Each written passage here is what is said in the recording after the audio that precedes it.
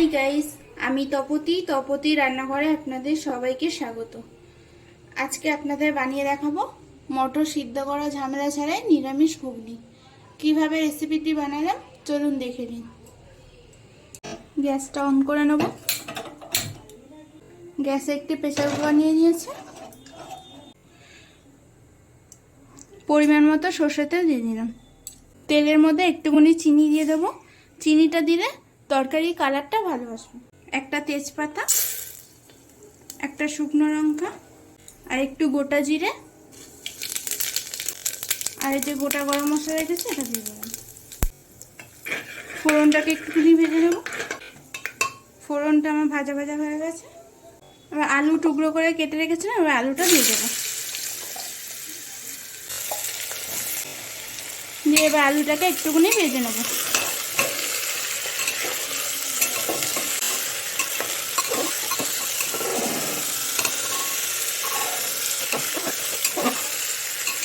একটু ভাজা ভাজা হয়ে গেছে। আদাটা গ্রেট করে রেখেছি আর কাঁচা লঙ্কা 4-5টা দিয়ে দেবো একসঙ্গে। একটা বড় সাইজের টমেটো কেটে রেখেছি, এবার এটাকেও দিয়ে দেবো। দিয়ে আর একটু ভেজে নেব।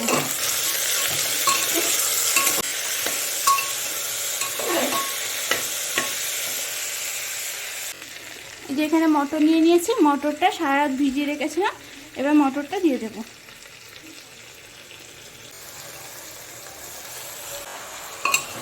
একসঙ্গে আরেকটু ভেজে নেব।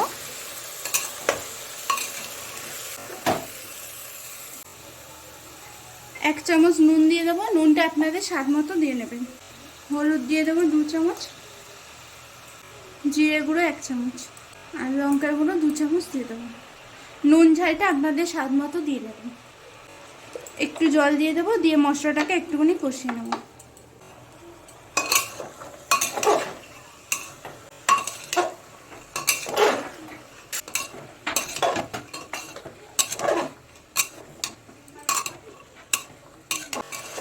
আলু মটর দিয়ে মশলার সঙ্গে ভালো করে কষানো হয়ে গেছে। এবার পরিমাণ মতো জল দিয়ে দেবো।